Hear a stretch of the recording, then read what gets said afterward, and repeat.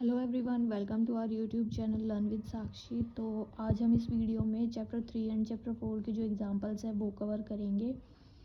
तो सबसे पहले हम स्टार्ट करते हैं अंडरस्टैंडिंग क्वाड्रिलेटरल्स के एग्जांपल से चैप्टर 3 से। उसके बाद हम चैप्टर 4 के जो है वो स्टार्ट करेंगे। तो एग्जांपल 1 है, find measure of x in figure 3.3। हमें ये फिगर गिवन है, इसमें हमें इस एक्स वैल्यू को फाइंड आउट करना है, क्या है ये एंगल कितने का बन रहा है, हमें ये बताना है। तो हमें ये पता है कि एक पॉलीगन के जो एक्सटीरियर एंगल्स का सम होता है वो 360 के इक्वल होता है। तो उसकी हेल्प से हम इस क्वेश्चन को सॉल्व करेंगे। तो यहाँ पे देखते हैं फर्स्ट एग्जांपल। हमें मेज़र करना है, एक्स की वैल्यू निकालनी है। फिगर जो है आप वो बुक से देख सकते हैं। तो इसमें हम लिखेंगे sum of the exterior angle of a polygon is 360।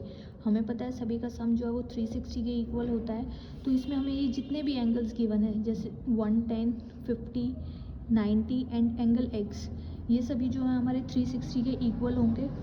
और 390 प्लस 50 प्लस 110 का जो सम होगा वो 250 होगा। तो x प्लस 250 इक्वल टू में 360। और यहाँ से हम जब 250 को 360 की तरफ लेके आएंगे, राइट हैंड साइड में लेके आएंगे, तो ये नेगेटिव में आ जाएगा। तो यहाँ पे x इक्वल टू में 360 माइनस 250 आ जाएगा, which is equals to x equal to में 110। मतलब जो x की वैल्यू आई है वो 1010 आई है। और हम इसको चेक भी कर सकते हैं, हम इन सभी में जो है 1010 को डालेंगे तो वो 360 के इक्वल ही आएगा। तो करते हैं next question. Now question number 2 given है, find the value of the sides of a regular polygon whose exterior angle has a measure of 45 degree. अब एक हमें पॉलीगन गिवन है जिसका हमें एक्सटीरियर एंगल गिवन है जो हमें 45 गिवन है, और हमें उसकी साइड्स निकालनी है। So the sum of the exterior angle is equal to, हमें पता है 360 के इक्वल होता है। और हमें एक एंगल जो है 45 का गिवन है, हमें साइड निकालनी है। तो यहाँ हमें number of exterior angle equal to में जो हमें साइड्स गिवन है उससे हम जो हमारे एक्सटीरियर एंगल का सम है उसको डिवाइड कर देंगे। 45 से 360 को डिवाइड करेंगे तो हमारी 8 आंसर आएगा। और मतलब जो ये हमें मेजरमेंट गिवन है जिस पॉलीगन की, उसकी 8 साइड्स हमें गिवन है। मतलब वो 8 साइड वाला पॉलीगन हमें गिवन है। तो हम इसमें सिंपली 360 को 45 से डिवाइड कर देंगे। जो भी हमें एंगल गिवन होगा उसको हम सम से सम को उससे डिवाइड कर देंगे, जो भी एंगल हमें गिवन होगा, तो हमारी साइड्स आ जाएंगी। नाउ थर्ड एग्जांपल है, find the perimeter of the parallelogram P Q R S. हमें ये P Q R S given है जिसका पैरेललोग्राम गिवन है हमें, और इसके हमें जो है पेरीमीटर निकालना है। तो यहाँ पे जो पी क्यू की मेजरमेंट है वो हमें 12 गिवन है, और क्यू आर की जो मेजरमेंट है वो हमें 7 गिवन है। तो देखते हैं इसको हम कैसे करेंगे।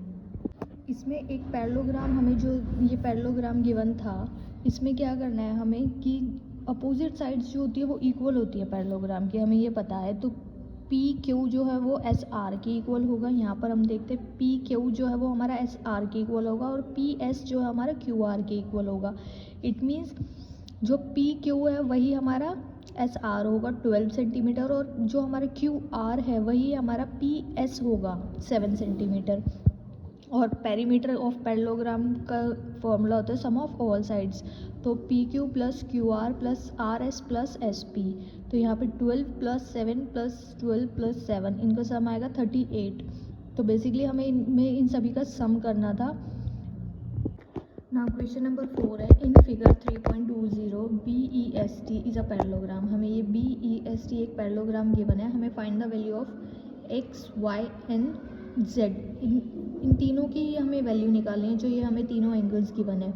तो एक पैरेललोग्राम में हमें पता है जो अपोजिट एंगल्स होते हैं वो इक्वल होते हैं आपस में। तो जैसे ये B है 100, तो ये जो हमारा S वाला आएगा ये भी 100 डिग्री ही आएगा। इट मीन्स एक्स की जो वैल्यू आएगी वो हमारी 100 डिग्री आएगी। तो as it is shown in the figure, be equal to में ऐसा है, opposite angle of each parallelogram are equal. Opposite angles है तो हमारी जो एक्स की वैल्यू है वो भी हमारी 100 आएगी, ये हमने लिख दिया। अब वाई भी हमारा 100 ही आएगा। 100 क्यों आएगा? क्योंकि ये कॉरस्पॉन्डिंग एंगल्स भी हैं, एक ही लाइन पर जो है वो एंगल्स हैं, इसलिए ये हमारा जो वाई का जो वैल्यू आएगी वो भी 100 आएगी, कॉरस्पॉन्डिंग एंगल ऑफ एक्स है वो। और z इक्वल टू में 80 आएगा। क्यों? क्योंकि ये हमारी एक लाइन जा रही है और इसी के ऊपर यहाँ पे ये इसमें एक परपेंडिकुलर ड्रॉ हो रहा है, और यहाँ से जब हम इनको इन दोनों का सम करते हैं, परपेंडिकुलर नहीं, एक लाइन ड्रॉ हो रही है, बाइसेक्ट कर रही है जो इसको, तो ये हमारा जो एंगल बन रहा है यहाँ पे लीनियर पेयर बन रहा है। लीनियर पेयर बन रहा है तो यहाँ पे जो इनका सम होगा आपस में वो 180 के इक्वल होगा। तो z हमारा 80 आएगा। z हमारा 80 कैसे आएगा, y plus z equal to में 180 करेंगे तो यहाँ पे y की वैल्यू पुट करेंगे हम 100 और प्लस z इक्वल टू में 180। तो यहाँ पे जो हम z की वैल्यू निकालेंगे वो हमारी 80 आ जाएगी और यही लिखेंगे y and z are linear pairs and the sum of linear pair is 180 degree. तो यहाँ पे हमारी जो z की वैल्यू आएगी वो आएगी 80 degree. Now question number 5 is in a parallelogram RING if measurement of angle R equal to में 70 degree then find the other angles. हमें एंगल R जो है वो 70 डिग्री गिवन है, तो हमें बाकी जो भी बचे एंगल्स है, तीनों एंगल्स है वो फाइंड आउट करने हैं। हमें पता है एंगल R हमें 70 गिवन है, तो एंगल N जो होगा वो भी 70 ही होगा। क्यों? क्योंकि अपोजिट एंगल्स जो होते हैं पैरेललोग्राम के वो इक्वल होते हैं। अब sum of adjacent angles of a parallelogram is supplementary, मतलब उन दोनों का सम जो होता है एडजेसेंट एंगल का वो सप्लीमेंट्री होता है, 180 के इक्वल होता है। तो हम इसमें कोई भी ले सकते हैं, जैसे ये हमने angle R plus angle I लिया है, इन दोनों का सम जो होगा वो 180 के इक्वल होगा। तो यहाँ से हम एंगल I निकाल सकते हैं, angle R plus angle I equal to में 180, then angle R equal to में हमें पता है 70 था, तो हमने यहाँ पे 70 की वैल्यू R की वैल्यू पुट कर दी है। तो यहाँ से जो हमारा एंगल I आया है वो आया है 110। ये 110 डिग्री हमारा एंगल I भी आ गया, एंगल R भी आ गया है और एंगल N भी हमने निकाल लिया है। अब एंगल G, यहाँ पर देखना जैसे ये अपोजिट एंगल्स आपस में इक्वल थे वैसे ये भी अपोजिट एंगल्स आपस में इक्वल है। तो एंगल G इक्वल टू में एंगल I, तो एंगल G इक्वल टू में एंगल I होगा, वो भी 110 के इक्वल होगा। Opposite angle of a parallelogram are equal.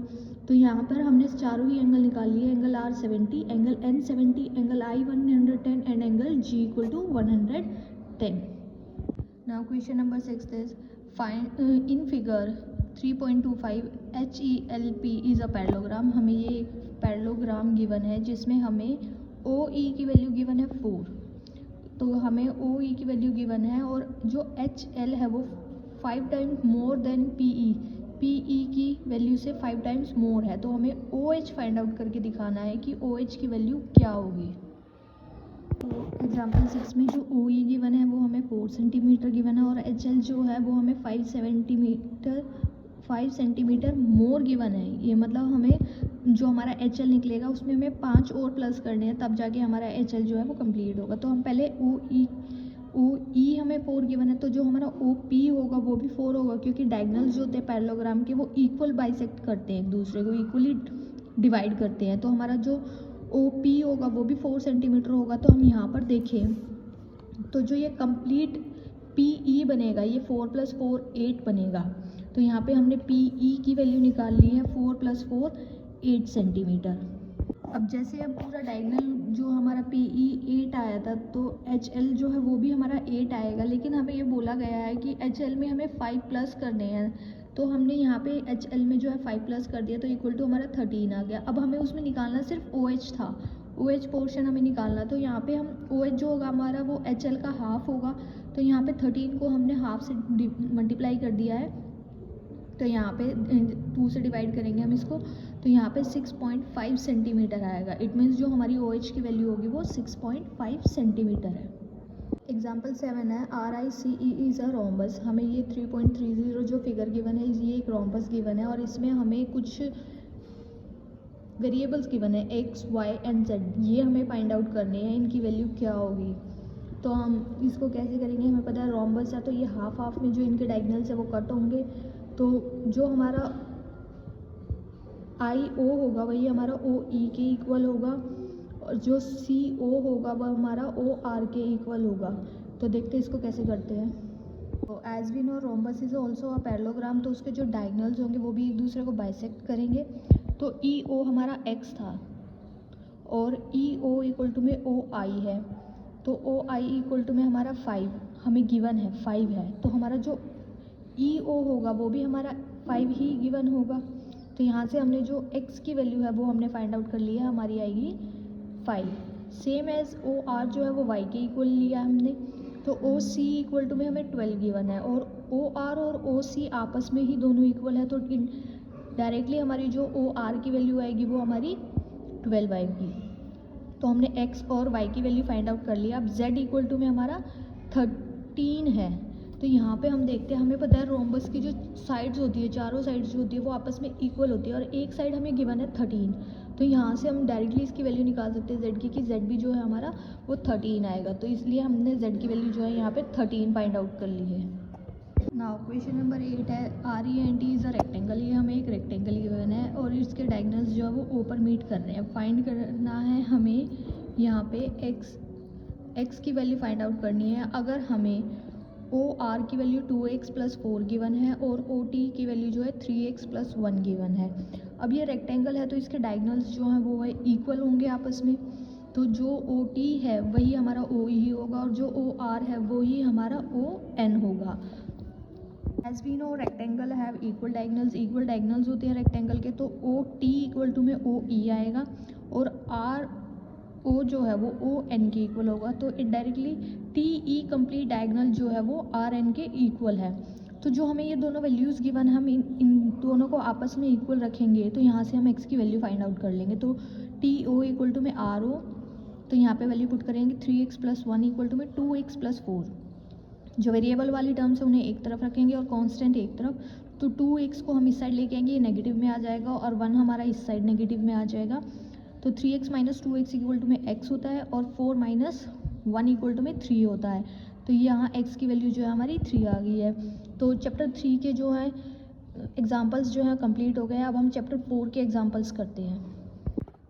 तो चैप्टर 4 है डाटा हैंडलिंग। डाटा हैंडलिंग में 3 से 4 एग्जाम्पल्स ही हैं जिसको मैं आपको बुक में ही करके दिखाऊंगी। सॉल्व की बुक में ही आपको समझ में आ जाएगा, इतना मुश्किल नहीं है वो एग्जाम्पल्स। तो एग्जाम्पल 1 से हम स्टार्ट करते हैं। एग्जाम्पल 1 है एडजॉइनिंग पाई चार्ट। हमें एक ये पाई चार्ट गिवन है जिसमें हमें ये बताया गया है कि किस चीज़ पे एक फैमिली ने एक महीने में कितनी पैसे जो हैं वो खर्च कर दिए हैं। तो हमें ये कुछ क्वेश्चंस गिवन है, 1 बाय 1 इनको पढ़ते हैं और करते हैं। तो on which item the expenditure was maximum, सबसे ज़्यादा जो उन्होंने खर्च किस चीज़ पर किया हमें ये देखना है। एजुकेशन फॉर चिल्ड्रन 15 है, फूड 25 है, क्लोथ्स 10 है, सेविंग्स 15 है, अदर 20 है, ट्रांसपोर्ट जो है वो 5% है एंड हाउस रेंट जो 10%। तो हमें दिख रहा है कि फूड पर जो है 25% उन्होंने खर्च किया है। तो फर्स्ट का आंसर हमारा फूड आएगा कि उन्होंने फूड पर 25% जो है वो खर्च किया है।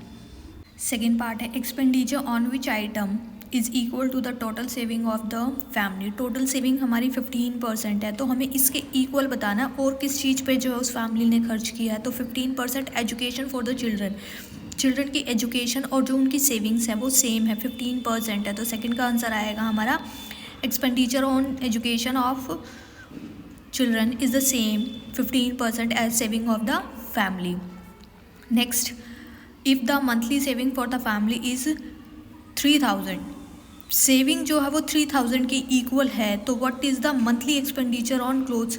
तो क्लोथ का जो है उनका कितना, मतलब उन्होंने कितनी अमाउंट जो है वो खर्च की होगी, तो ये निकालेंगे अभी। तो 15% रिप्रेजेंट 3000 रिप्रेजेंट कर रहे जो फैमिली की सेविंग थी। तो हमें 10% निकालना है, 10% जो क्लोथ का था उसका निकालना है। तो हम क्या करेंगे, 3000 अपॉन 15 × 10 कर देंगे। तो हमारा जो रुपीज़ है वो आ जाएंगे 2000 रुपीज़, मतलब जो उस फैमिली ने है 2000 रुपीज़ जो है वो क्लोथ पे खर्च किए हैं।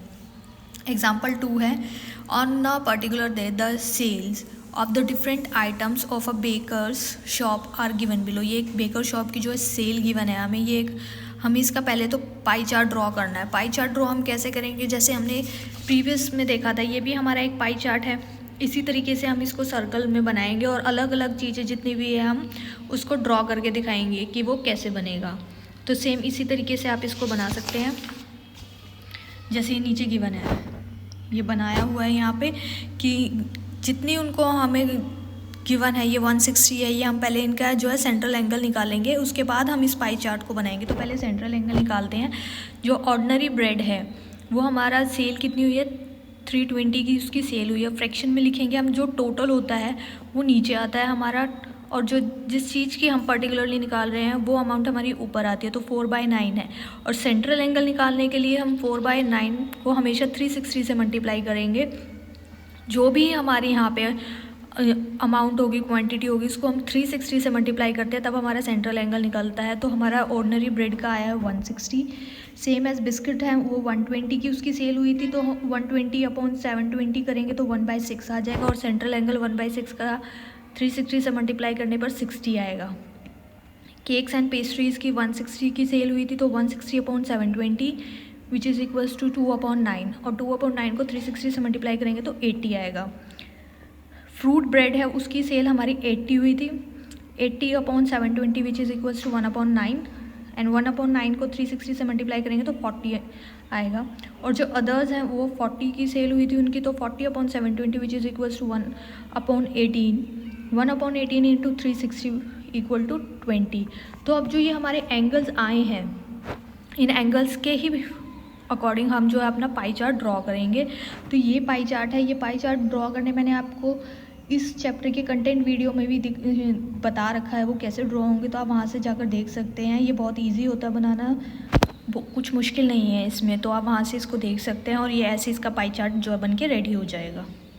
एग्जाम्पल थर्ड है, अ bag has 4 red balls and 2 yellow balls. The balls are identically in all the respect to the other. Then a ball is drawn from the bag without looking into the bag. What is the probability of getting a red ball? Is it more or less than a yellow ball? अब एक bag में हमें 4 red balls और 2 yellow balls given है, और उसमें से हमने रैंडमली एक बॉल को जो है वो निकाल लिया। हमने ये नहीं देखा वो कौन सी बॉल है, रेड है या येलो है। तो अब हमें प्रोबेबिलिटी बतानी है कि वो एक रेड बॉल ही होगी। तो इसमें हमें पता है probability of getting a red ball हमें निकालनी है, और प्रोबेबिलिटी का फॉर्मूला होता है favourable outcome upon total outcome. तो जो हमें टोटल बॉल्स गिवन है वो 6 गिवन है, और रेड बॉल जिसमें हमें 4 गिवन है और येलो 2 है, तो टोटल तो हमारा 6 आ जाएगा। और रेड बॉल निकालने की हमें प्रोबेबिलिटी निकालनी है, तो ये 4/6 आ जाएगा इक्वल टू 2/3। और probability of getting a yellow ball निकालने की प्रोबेबिलिटी क्या है, 2/6, बिकॉज येलो बॉल जो है वो हमारी 2 ही थी, और नीचे टोटल आएगा तो 2/6 आएगा विच इज़ इक्वल्स टू 1/3। तो यहाँ पर हमें देखकर ही पता चल रहा है कि रेड बॉल की प्रोबेबिलिटी है, जो हम रेड बॉल उसमें से ज़्यादा निकालेंगे वो ज़्यादा है as compare to yellow ball. तो चैप्टर 4 के जो एग्जाम्पल्स हैं वो भी कंप्लीट हो गया। अब हम नेक्स्ट चैप्टर पर चलते हैं।